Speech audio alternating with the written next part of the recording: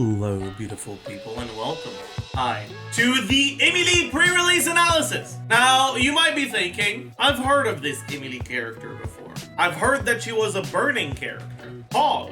Burning is gonna be good now, right? No. Emilie is not like Nilo. She doesn't actually change the way the reaction works. She's more like Feminine, I guess, where the reaction just increases her damage. But anyways, let's get right into it. Base HP of 13,000 health, which is honestly reasonable. Base attack 335, base defense 730, crit damage ascension. These are actually relatively good defensive stats, which are gonna somewhat matter as we're gonna see later. Normal attacks, forms up to 4 consecutive whatever. She's got a 4-hit combo, they don't do that much damage. Skill! And we've got an essay here, so we're gonna have to... Instead of just reading the whole thing, I'll just tell you what it does. You press her skill and you get Dendro Oz. That's it. You get a Dendro turret. So you get a Dendro hit every 1.5 seconds. And then if you're playing her in a team that has Burning, that Dendro hit becomes a double hit and deals a lot more damage. As you can see, this is the damage if you don't have Burning. It deals 67.3% every time it hits. This is the damage if you do have Burning. It deals 142.8% twice. So it's over 4 times the damage. She is pretty much unplayable if you don't have a way to trigger Burning.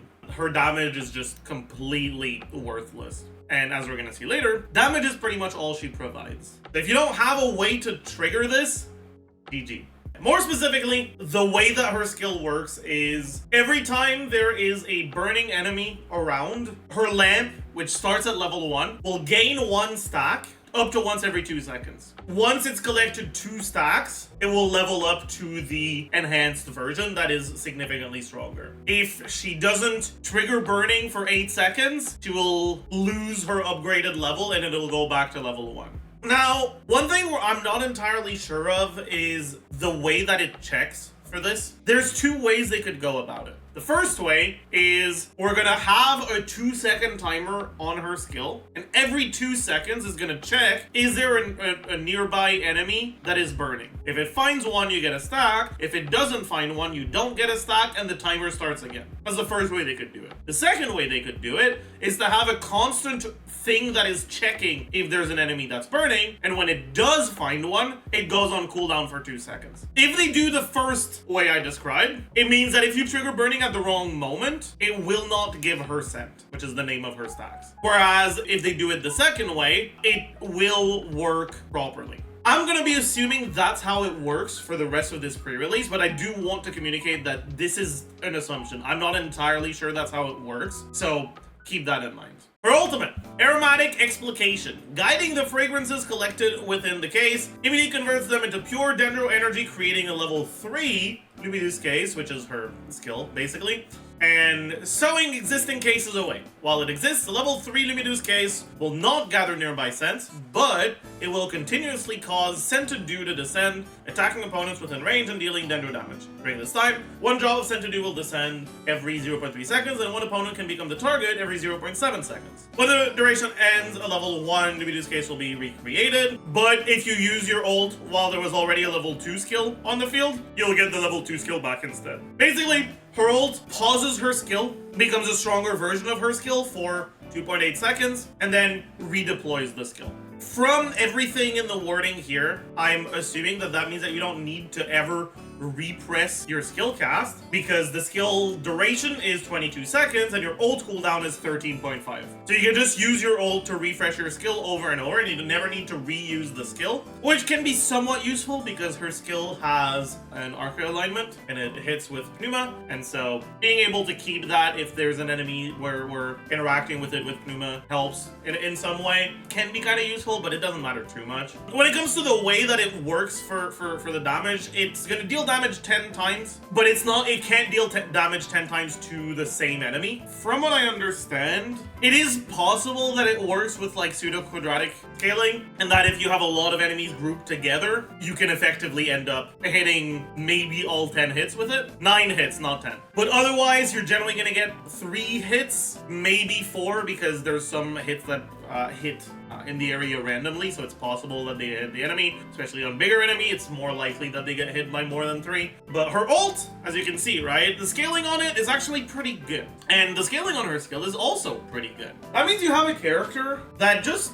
has a pretty good amount of damage. Now let's very quickly look at the passives as well. Ascension 1 passive, each time her skill collects 2 scents, it will consume scents and release Clear Dew Cologne, which is a hit of AoE dendro damage that deals 600% of her attack. And then Rectification, she deals increased damage to burning opponents based on her attack, up to 36%. You're pretty much always getting at least 25+%, even if you're using her as an off-fielder with basically no attack buffs. And then finally, her Exploration passive, which is actually very relevant. When her skill is on field, all party members gain 85% resistance against burning damage, which matters a lot because otherwise you're gonna die. So, what sort of numbers are we looking at really with her? You're looking at almost 300 motion value, over 300 if you're crowning her, every 1.5 seconds. That's actually pretty good. Reactions aside, it's actually better than Fischl, which is, you know, a pretty good amount of damage. However, her elemental application is quite slow. Her skill has special ICD and will only apply every other proc of it, which means that you get your double hit, it applies dendro, and then the next double hit does not apply dendro. Technically, it's timer based, which means that if the enemy's really close on the first hit and really far for the second one, maybe it can be possible that both of them apply, but like in most situations, it's only gonna be one. But yeah, effectively what her role in teams is gonna be is not elemental application. Her dendro application is slow enough and weak enough that it's not really that useful as a way to use burning to enable other reactions, which is something that historically has been pretty much the only use of burning so far, which was as a good way to enable other reactions, right? Burn Melt Ganyu, Burn Melt Grizzly. And while she can be played in those teams, you're gonna notice if you try to play her in those teams that the ability that Nahida has to effectively replace your off-field pyro application, because her dendro application is so strong that she can maintain the burning aura. Right? If we're really trying to get a good mental image of how the burning aura works, you can think of it as it's just a campfire, and the dendro application is more wood that you're putting in the campfire. And so good enough dendro application can keep the fire going, even if you don't add more heat, right? Even if you don't start the fire again with more pyro. But Emilie's dendro application is weak enough that she's not putting enough wood to keep the fire going through other reactions. What that means is that if you want to play her in those reaction teams, you're gonna need to play her with an off-field pyro unit. You're not going to be able to play her by herself as the pseudo pyro application in the same way that you can with Nahida. However, in exchange for that, she deals a lot more damage. A lot of Nahida's value is in her elemental application, and in Quicken teams, her personal damage is pretty good because of that elemental application and the fact that she's building a lot of EM. In burning teams, in pretty much any team where Nahida doesn't end up triggering Quicken, her actual personal damage output isn't that high, right? She has great AoE, she has great coverage, she has great application, but her damage is, you know, a bit on the lower side. Emilie's damage, on the other hand, is actually pretty good. So the sort of teams where you're going to want to play her is teams where you're less reliant on the dendro application, but more reliant on the damage. One of the teams I wanna look into when she gets released, and I want to talk about it now before we get into the teams because I'm really not sure how good it's actually going to end up being, is with Neuvillette. I am not sure that Neuvillette teams can have good enough burning uptime to get her level 2 passive reliably.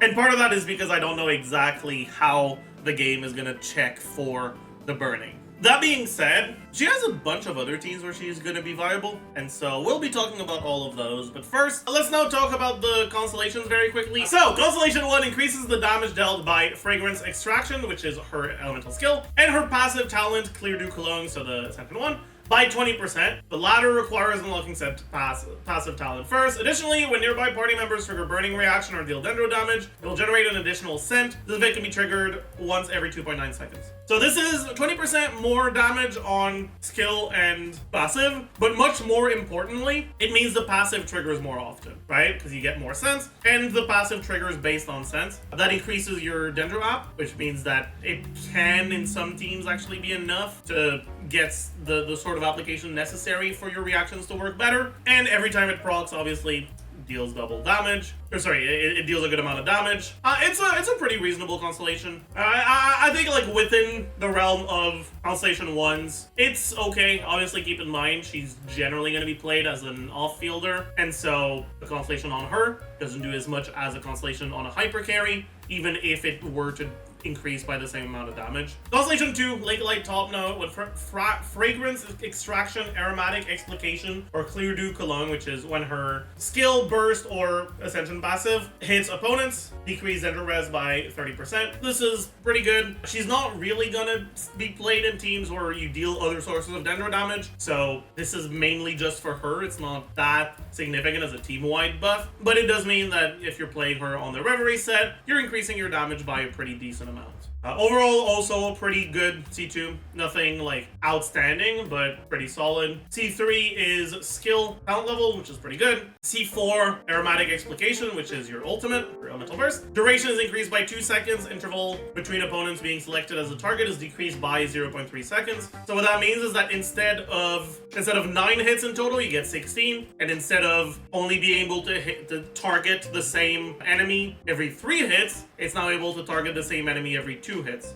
which means that in single target, you're going from 3 guaranteed hits to 8, which is obviously a pretty big increase. It's overall pretty good. C5, also its burst talent levels, which once you have C4, burst is a more significant portion of her damage, so it's also pretty good. And then C6 gives her a dendro infusion. Every 12 seconds she can trigger it, which is more or less every time you get her ult. So because her ultimate is 13.5 second cooldown, but the cooldown starts on cast, not at the end of the animation, it means that it effectively means that you can proc it every time you ult. And you get effectively 1200 motion value on her normal attacks on top of their base. You get a dendro infusion on them, and you get to generate more scent. And again, right, every time you get 2 cents, you trigger her Ascension passive, which means that 4 cents is an additional 2 hits of her Ascension passive, which is 1200 motion value. In other words, you get 4 attacks with 300 motion value each, plus 1200. So it's kind of 600 motion value on each of those 4 attacks. It's a good way to front load a good amount of damage.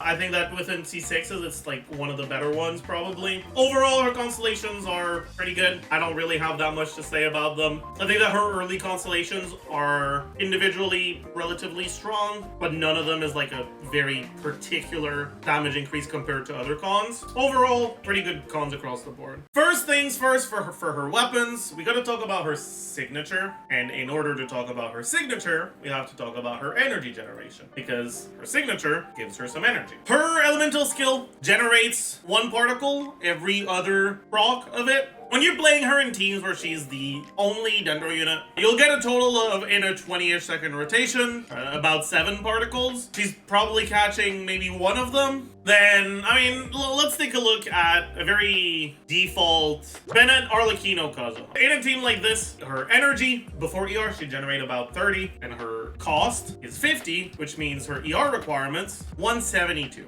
That's kind of high. And because her ER requirements are so high, what exactly does that mean? Like, what can we do with this information? Well, let's take a look at what happens if instead you ult every other rotation. Oh, her ER requirements are trivial now. So, at 172 ER, you're pretty much gonna need either an ER weapon or some form of ER sense. Looking at the non-ER weapons, going ER Sands versus attack Sands with burst every other rotation is actually like within 1% incredibly similar damage. What that means is that while her ult is good, building a lot of ERs like entirely for your ult is not actually necessary. But that also means that if you have a weapon that gives a lot of ER, it's not completely wasted, right? She's a character that has a burst that is weak enough that it's not necessary to use, but still strong enough that if you can use it every rotation, you want to. And so, as we're gonna get into the weapon options, we're gonna see that a lot of those ER weapons are actually relatively good.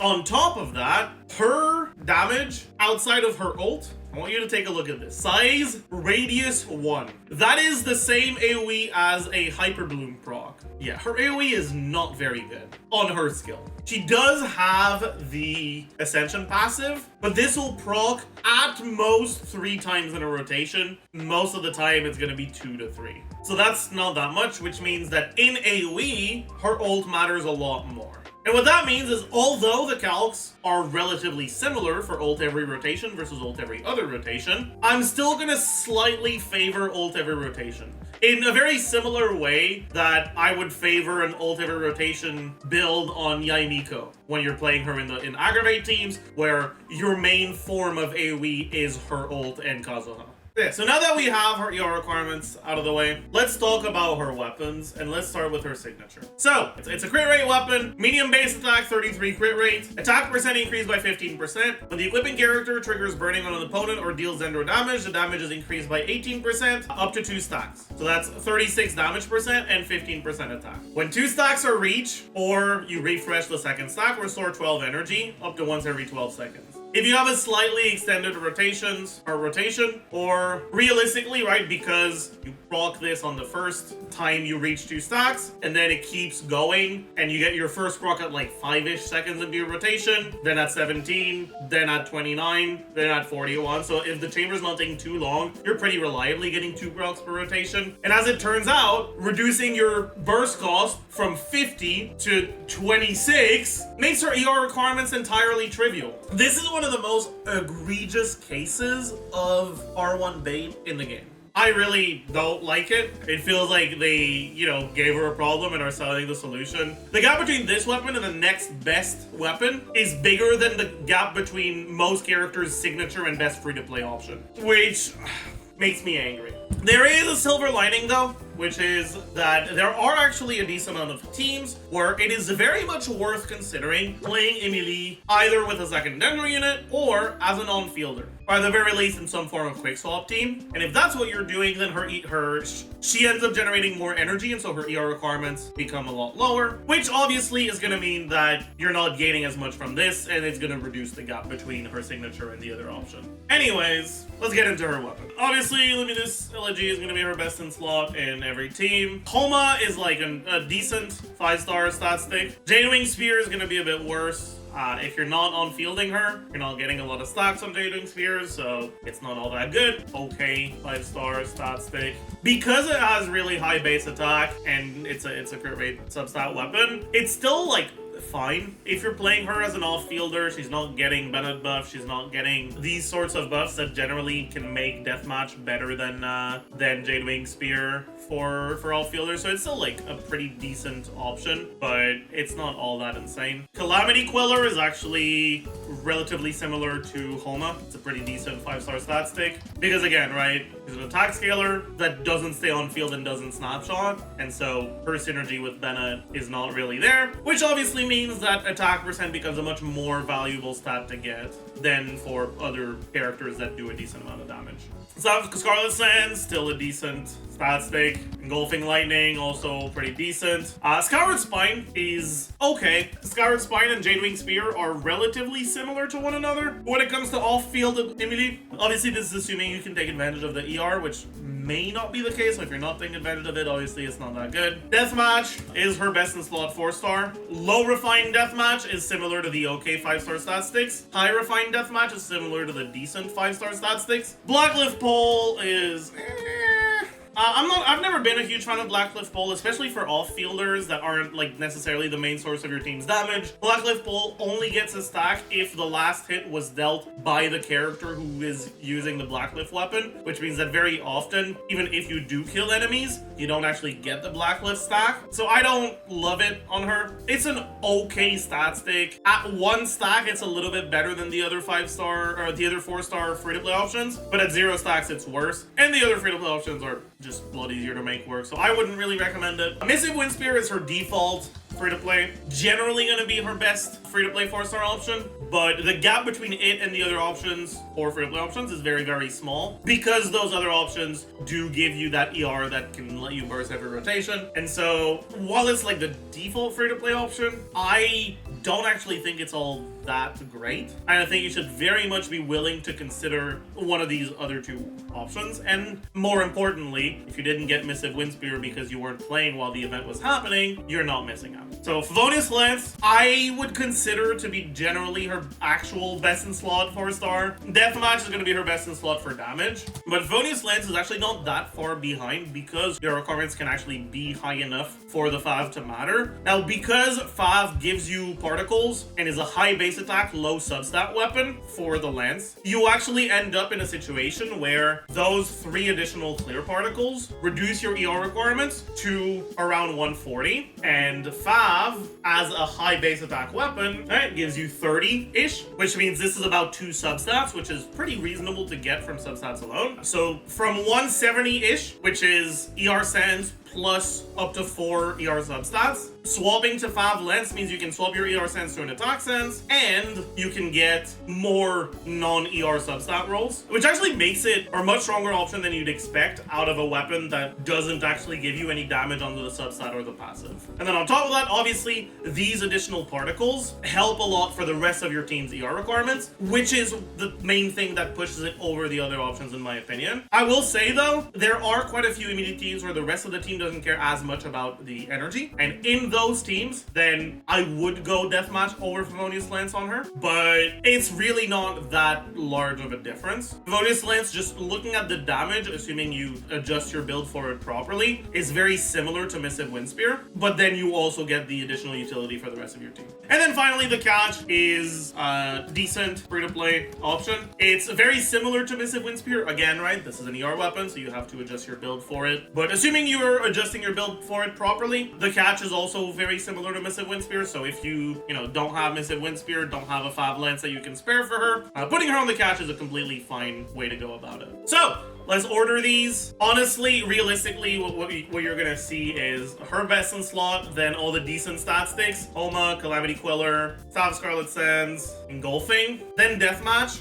then Jadewing Spear and Skyward Spine. I'm putting Deathmatch above here because I know a lot of people have refines on it. If your Deathmatch is R1, it's maybe a tiny little bit below these. If it's R5, it's above. Overall, it's not really that big of a difference. And realistically, I think there's enough teams where Fav matters that I would put Fav above Deathmatch here below these decent stat sticks. Next up, we'd have Fleeing Missive Windspear, then the catch, then Black Cliff Bolt. Again, right, keep in mind when you're using pretty much any of these weapons, right, you can go for a burst every rotation or a burst every other rotation build, and both are completely fine. Obviously, when you're going one of the ER weapons, if you're not bursting every rotation, you're kind of running it down because your ER weapons aren't giving you anything now. I also want you guys to remember that this ranking can change a lot in some of her teams. I know a lot of people see her kit and are like, oh, she's a burning character, so I guess that means I have to build her EM, right? No, not at all. Let's explain how burning damage works. So this is going to be pretty easy to see because my Nahida has a lot more ER than my Yanfei,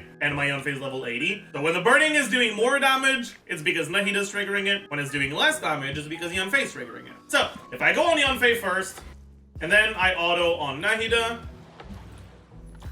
right, the burning is doing 1301 damage. However, if I auto on Nahida and then auto on Yanfei, the damage goes down to 557. Burning damage is based on the elemental mastery of the last character to have applied either Pyro or Dendro to the burning enemy. When it comes to Nahida, that means that she's very, very often going to be the trigger because the requirement for her skill to deal damage is that you've triggered a reaction, which means that whenever you trigger the burning reaction with your Pyro character, it'll proc Nahida's skill, and Nahida's gonna deal damage right after them, effectively preventing them from having any burning ownership, right? So if I use my E and I trigger burning, you can see it's the amount of damage that Nahida's doing. Because Nahida's applying the damage right after, then she can have in burning teams pretty decent burning ownership. That's not the case for Emilie. Her Dendro application isn't tied to your other characters having triggered a reaction. It's tied to a timer, right? It happens every 3 seconds. The one, it's slower, and two, it's not always perfectly aligned to be the next reaction, which means that Emilie's burning ownership in teams is a lot lower than Nahida's. On top of that, even if we were to assume that that Emilie is able to get over 50% of the burning ownership, which is very unrealistic. EM Sens is significantly worse. I mean, let's assume 100% burning ownership. Alright, you're getting the equivalent of 4 procs of burning every second. Even if that were the case, even if she was able to get 100% burning ownership, EM Sens would still be significantly worse than attack set. And realistically, I'm expecting something a lot closer to maybe 20 if we're being optimistic here. 20% ownership, I think is very generous already, which effectively means that burning is a very insignificant portion of her damage. It's not a completely insignificant portion of your team DPS, because obviously you can have other characters that can be the burning trigger, and overall you will have pretty good burning uptime. And some of those other characters may scale with EM. If you're playing Kazuha, for example, in your burning teams, every time he swirls Pyro, then he's applying Pyro to other enemies and becoming the burning trigger. But it's really not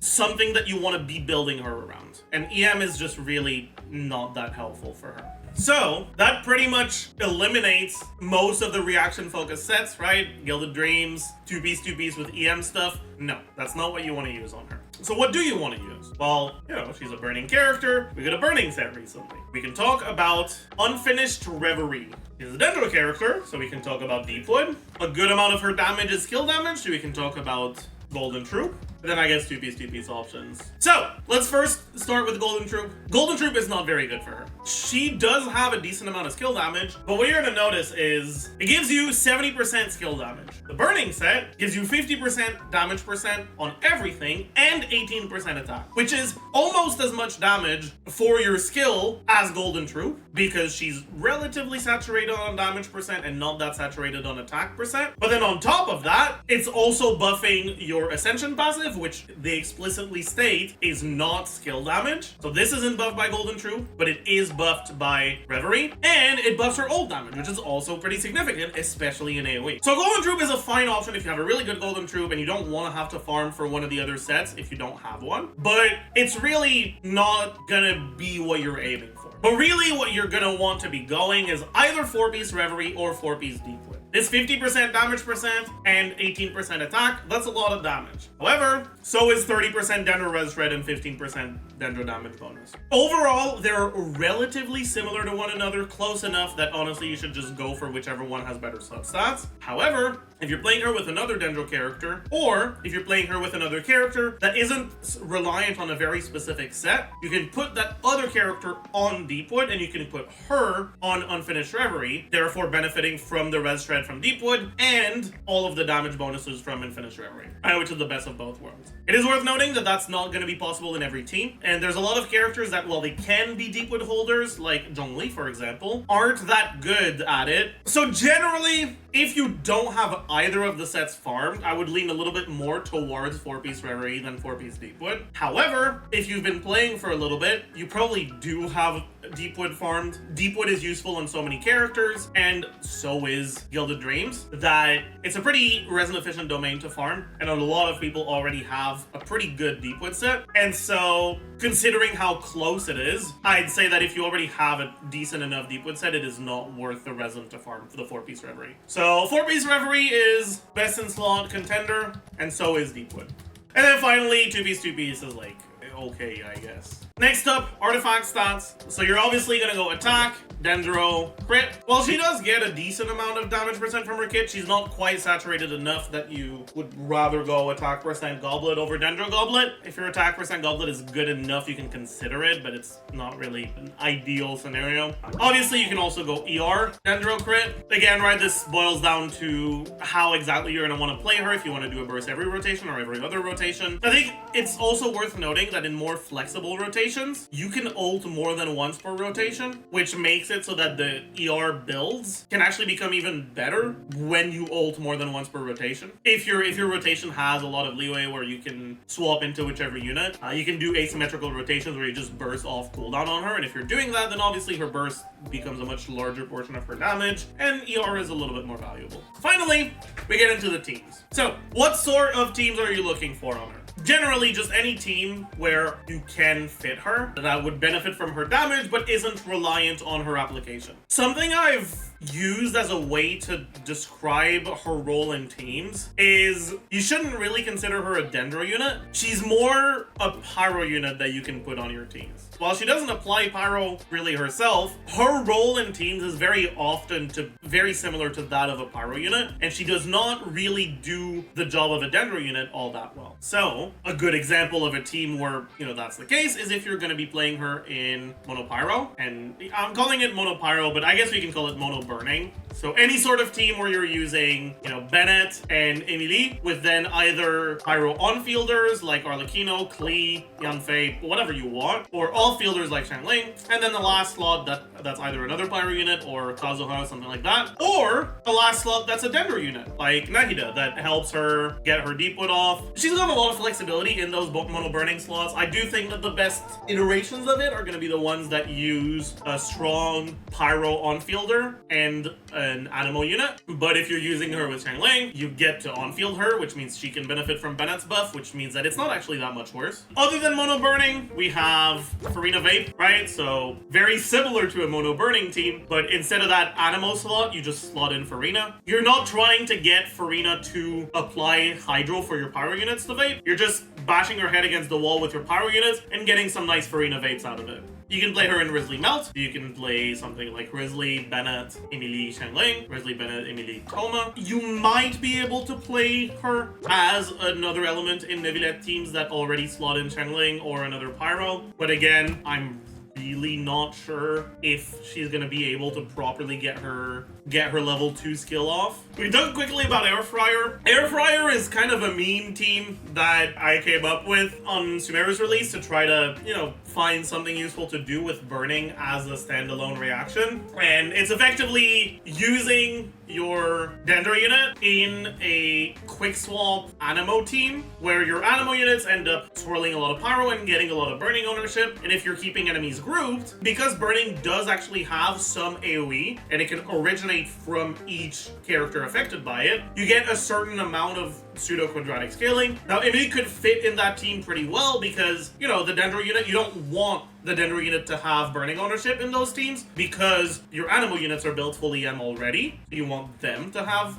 the ownership, right? That's number one. Number two, the biggest downside of Air Fryer is how easy it is to kill yourself with the burning. So that gets pretty much eliminated with the very high amount of burning damage resistance that Emilie provides to your team. And number three, her ult also has this pseudo-quadratic scaling that can benefit from the enemies actually being grouped. I don't think Air Fryer is going to suddenly become meta, but this is a nice addition for it. It's going to be fun to play.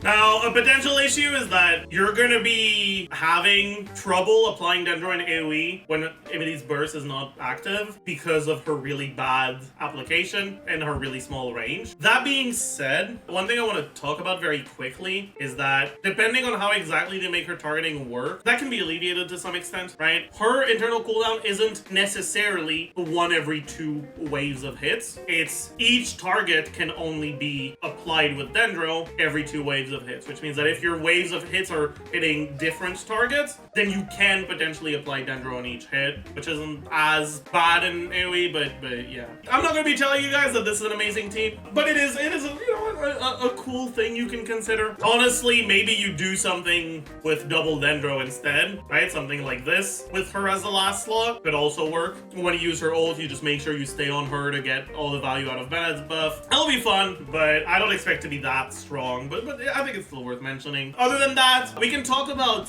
burning load teams, right? Teams where you try to get Quicken and burning at the same time. This is an archetype that is maybe not popular, but definitely a consideration for Sino players. And when you play a team like this, don't take a look at the builds. Okay, the builds are not what you're supposed to do. I just want to show how the elemental interactions work.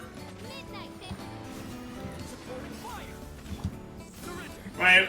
And so you can start hitting on them, and as you can see, thanks to the magic of editing, we're still getting aggravates and consistent aggravates on our electro application, even though we're triggering burning, right? We're effectively, instead of using our default wood as the fuel for the burning reaction, we're using special wood. We're using our Quicken Aura instead of our Dendro Aura as fuel, and that may be a bit of an issue with Emilie. Her Dendro application is already not that good to begin with, and Pyro, right, whenever you start triggering burning, it depletes your aura relatively quickly. And so I'm not entirely sure how good of an uptime you'll have on your Quicken in a team like this using her instead of Nagida. At the very least, you should be able to use her instead of Fischl, which is gonna be fine. But yeah, the main upside of a team like this is obviously your electro units that are built for quicken damage, or aggravate damage, are also now triggering overload, and so is your pyro unit, right? Whenever you apply,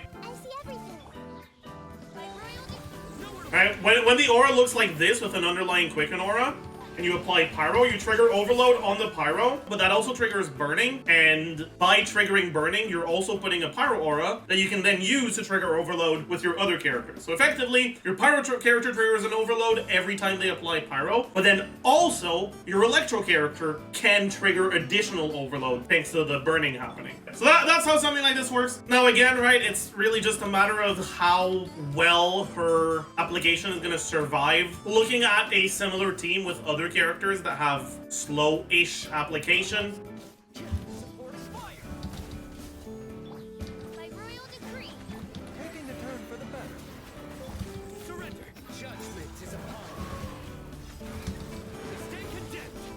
Alright, if we take a look at the aura in the top left, right, sometimes it's still disappearing, unfortunately. But we are still getting a decent amount of aggravates. Depending on how exactly it ends up lining up, it might not be that big of a deal. It might be a pretty big deal. It's hard for me to say. I'll have to do some testing on it on day one, so make sure you tune in on the patch drops on Twitch, twitch.tv/Jeff77. So one more team I didn't really talk about too much, but I want to add after the fact. I talked about burning load with electro carries, but I also want to quickly mention burning load with dendro carries. I think that the main issue that these teams have is that the amount of electro application that you need in order to maintain a quicken aura for your dendro carries through even a small amount of pyro application like Toma is a lot of electro, and the only off-field unit that applies a lot of electro off-field, which is Fischl, is somewhat reliant on triggering electro reactions with your on-fielder to apply that electro, and if you don't have that, her application is not that good, and you don't have that in these teams, which means that your application is going to be incredibly tight. From what I've seen with C6 Fischl, it's technically possible to have above 50% quicken uptime, but it's still kind of rough. Like, the timing has to line up like perfectly, and without C6 Fischl, I don't think it's gonna work at all. So that's another thing that you can keep in mind. Another team that can be all right. I mean, I guess you can talk about Burgeon with her plus another dendro unit. Her dendro application isn't good enough to be solo dendro for Burgeon. You're gonna get basically no Burgeons. But if you have two dendro units in your Burgeon team, that means you have one pyro unit, one hydro unit, which means you don't have either a way to mitigate your burning aura fucking you over for Burgeon by using a cryo or electro unit in your Burgeon teams and do some oven or curry interactions, or a second hydro unit to actually ensure that you do get a decent amount of Burgeons. So pretty much the only way I can see her working out in a Burgeon team is if you use a unit that has really high hydro app, like Singto, maybe like Child. I'm not very optimistic. So Burgeon is also gonna be I don't mind showing it, right? So if you're playing a solo dendro with relatively slow application in your Burgeon team, especially with a single target application,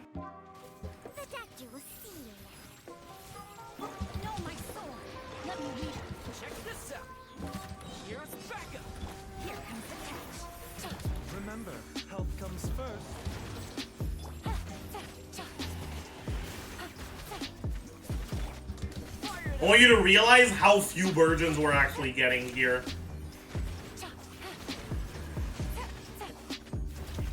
We got like, what, 7 Burgeons? And 2 of them were because I did a normal attack on Baiju. You're really not getting a lot on something like this. And if you end up going double dendro instead,